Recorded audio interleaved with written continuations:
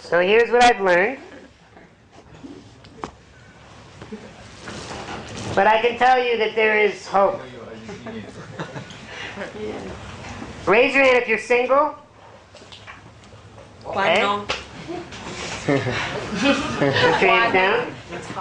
Raise your hand if you're sort of in a relationship. Raise your hand if you're in a relationship. Awesome. This all applies to you. Because attraction is not something that you use to bait someone and then go, ha-ha! Got you now, bitches! It doesn't work that way. You can't get to a point where you're like, good, closer. Closer. Attraction continues. Because guess what? People can fall out of love with you. And you can fall out of love with them. So this is just as much for the people that are in relationships as it is for you that are wanting to be single. And I want you to be okay tonight with the idea that you are exactly where you need to be. Like if you are still not with the person of your dreams and you want to be, great. Tonight could be the turning point. If you're in a relationship and maybe it's feeling like Groundhog Day, the movie, have you seen that movie where you're like, you again, okay. Or maybe you're just happy, and you're still in that good space and you want to continue that, this all fits. Attraction is an energy. It's a magnetic pull that brings us to the opposite sex. And I'm going to even be so bold, and I'm going to branch out and say, even if you like the same sex, that's okay. This applies to you too. Because all human beings have masculine and feminine energy. Not just heterosexuals. So energy is so alluring. And energy is something that it's hard to describe. In fact, every photograph of the girls that I've dated, I've had this moment where I'm like, after maybe we've broken up or we've gone our separate ways, whatever, I look at the picture and I'm like, wow, they're not as attractive as I remember in this picture. And I'm like showing it to people, I'm like, did this picture change? Is it faded? Is it the wrong angle? And they're like, no, Sean, when you had that energy with that person, you saw them different in their structure. You saw their energy. Again, 4 to 5 years of studying chemistry, studying what makes us tick sexually, I realized that we can throw away all the pickup lines. We can throw away all the manipulative tactics. We can throw away any feeling that doesn't feel like it's coming from abundance. Because true attraction comes from the relationship we have with ourselves. So let's talk about what men and women find sexually arousing about the opposite sex. Because I want you to magnify your attractiveness. See, you can change your body to be more good-looking or less good-looking, but good-looking fades. As we get older, by nature, our bodies don't stay the same. See, most everybody in this room is in their 20s or 30s. So right now, like, y'all can drink and smoke and eat like shit, and for the most part, your body's gonna be alright.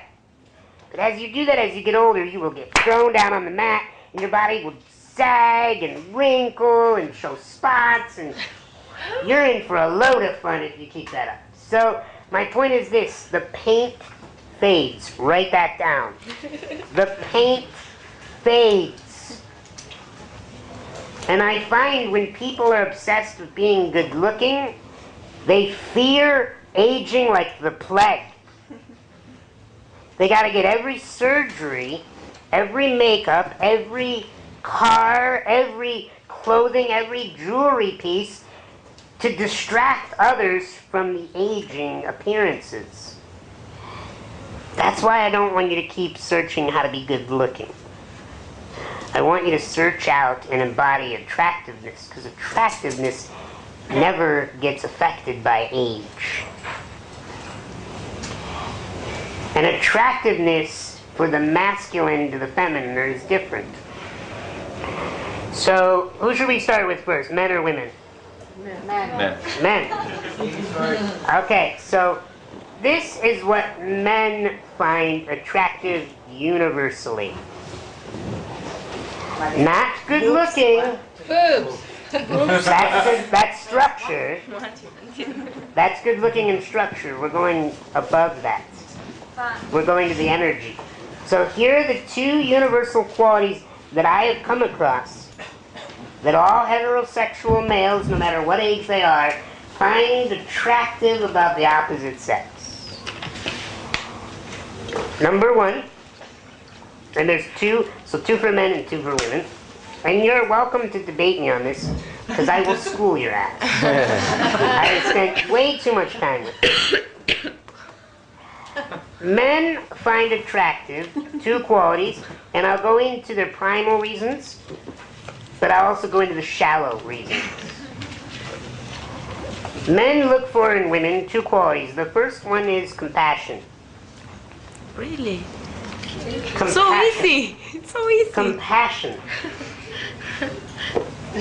Men don't even realize this. This is important. Especially if they're addicted to the second part. Because compassion is more when a man starts to mature. If a man is not attracted to compassionate behavior, he's still a prince, not a king. A prince runs around and wants no responsibility and just fun. And don't put a prince down, because there's also princesses too. And nothing's wrong or bad about being a prince. It's just you get different opportunities by being a prince. You get more freedom, but you get a lot less control and a lot less power as a prince. So, but men who are graduated to the king realize that there's something more important than the structure of a woman. They find compassion important because it translates to a couple things. It tells us that you will make a good mother, even if we don't want children. Why is that important? A good mother even if we don't want children?